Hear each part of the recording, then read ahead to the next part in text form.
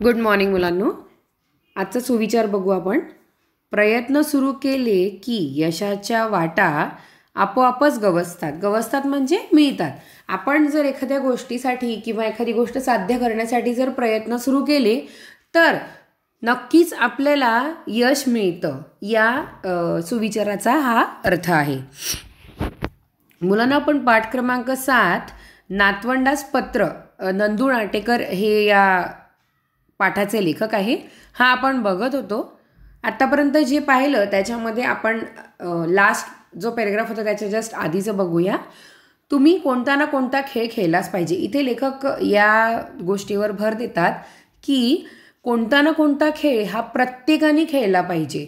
म्हणजे त्या खेळानिमित्त का होईना आपल्याला शिस्त लागते, आपल्याला आपला व्यायाम होतो, आपल्या शरीराची हालचाल होते आणि आपलं शरीर सुदृढ राहण्यासाठी आपल्याला मदत मिळत असते. खेळ खेळण्यामुळे आपल्या आयुष्यात शिस्त येते. कोणत्याही प्रसंगाचा सामना कसा करायचा, अगदी हरावे लागले तरी कसे हरायचे, ते खेळ आपल्याला शिकवतात. आता इथे यांनी सांगितलं की शिस्त तर लागतेच आपल्याला. आपलं रुटीन सेट होतं, त्यानंतर आपल्या शरीराला व्यायामाची सवय लागते, आपलं शरीर तंदुरुस्त किंवा सुदृढ राहायला तयार होत असतं.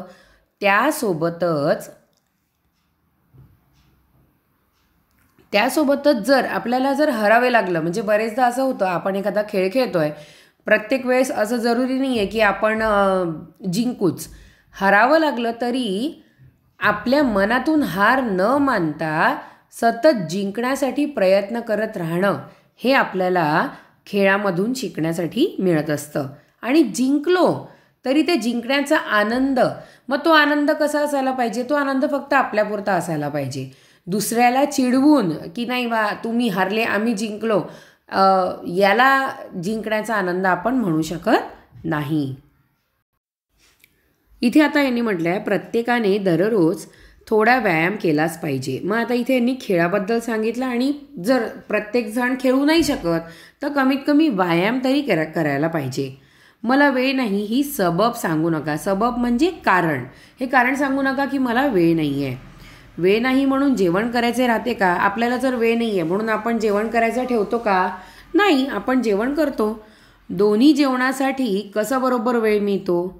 मी म्हणतो ते पटते का तुम्हाला? आता इथे लेखक त्या नातवंडांना म्हणून राहिले की मला जे तुम्हाला सांगायचं आहे की तुम्हाला वेळ मिळतो, मग तो वेळ काढावा लागतो. जर वेळ नाही आहे तर आपल्याला वेळ काढावा लागेल. आपण जसं 2 वेळा जेवणासाठी वेळ काढतो तसं व्यायामासाठी सुद्धा आपल्याला वेळ काढायला पाहिजे.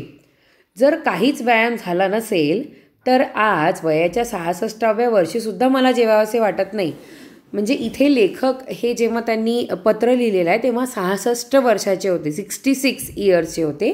आणि तेव्हा ते म्हणतात की म्हणजे बघा मुलांना की ते 66 वर्षापर्यंत असेपर्यंतसुद्धा ते व्यायाम करून राहिलेले आहेत. त्यांचा जर एखाद दिवस जरी व्यायाम झाला नाही तरी त्यांना जेवायची इच्छा होत नाही.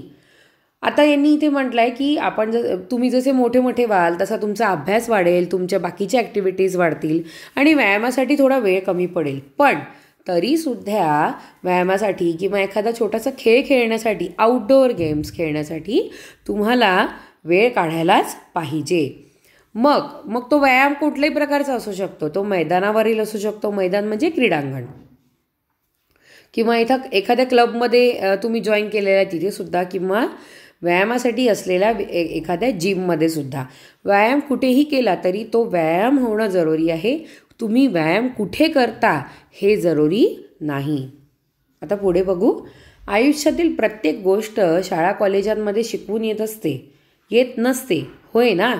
आता शाळेमध्ये आपल्याला शिकवलं जातं, आपला अभ्यास शिकवला जातो, बाकीच्या ॲक्टिव्हिटीज शिकवल्या जातात. पण बऱ्याचशा गोष्टी ज्या असतात त्या आपल्याला आपल्या अनुभवामधून शिकायला मिळतात.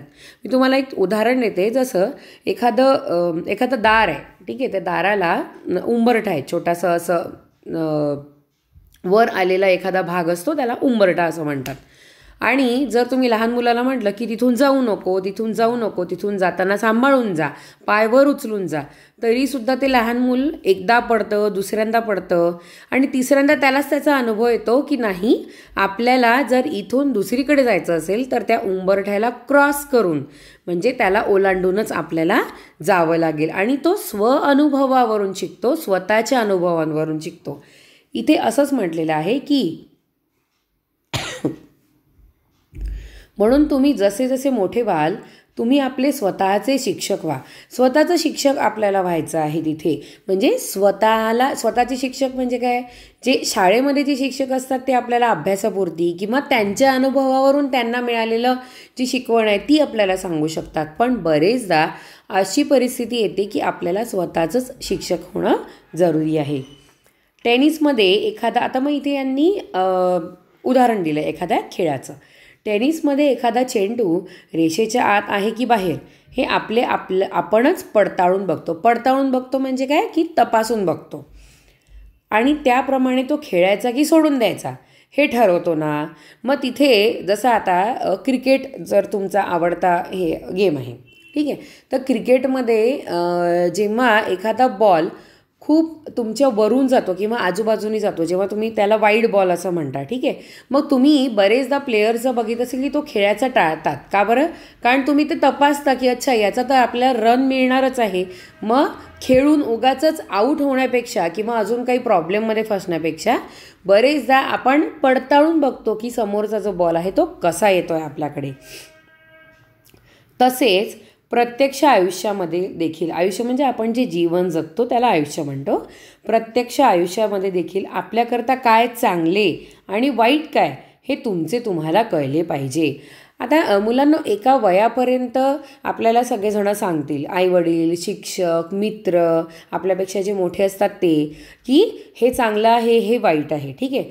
जसं तुम्हाला जर वरण भात वाढला, लहान मुलाला एखादं वरण भात वाढला आणि थोडंसं मीठ वाढलं, ठीक आहे, तर तो अजून मीठ घेईल, ठीक आहे, त्याला इच्छा झाली की नाही अजून मीठ घ्यायचं, खेळ करण्यासाठी तो अजून मीठ घेईल, तो थोडं खाऊन बघेल आणि मग त्यांनी मग असाच खेळ करण्यामध्ये जर अजून जास्त मीठ त्या वरण भातामध्ये टाकत गेला तो, तर त्याला मग लक्षात येईल की नाही ही गोष्ट जर अति झाली तर याचे वाईट परिणाम होतात, आपल्या वरण भाताची चव बिघडते आणि मग हळूहळू त्याला कळतं की नाही आपण असं करायला नको. मी तुम्हाला लहान मुलाचं उदाहरण दिलं, पण बरेचदा तुम्ही मित्रांसोबत राहता, तुमच्या वर्गातील काही मुलं किंवा मुली जे खूप चांगली सवयी असते, ज्यांना चांगल्या सवयी असतात, त्यांच्यासोबत राहून तुम्हाला पण चांगल्या सवयी लागतात. किंवा जर एखादा मित्र किंवा मैत्रीण वाईट मार्गाला जात असेल तर त्यांना सांगणं आपलं काम आहे. तर काय चांगलं काय नाही हे जे आहे हे आपण ठरवत असतो जसे जसे आपण मोठे होत असतो. म्हणजेच तुम्ही स्वतःवर अवलंबून राहायला शिकले पाहिजे. म्हणजे कोणीतरी येईल आणि मला सांगेल, अरे बाबा असं काम कर, अरे बाबा अभ्यास कर, किंवा हे काम करून ठेव, हे काम आत्ता करशील तर तुझ्यासाठी चांगलं राहील, हे असं कोणी सांगण्यापेक्षा हळूहळू आपल्यालाच आपलं समजत जातं आणि हळूहळू आपणच त्याच्यातनं शिकत जातो. स्वावलंबी झाले पाहिजे. स्वावलंबी झाले पाहिजे म्हणजे काय की आत्मनिर्भर, स्वतःवरती अवलंबून राहणे, सेल्फ डिपेंडन्स ज्याला म्हणतात, ते आपल्या अंगी आलं पाहिजे.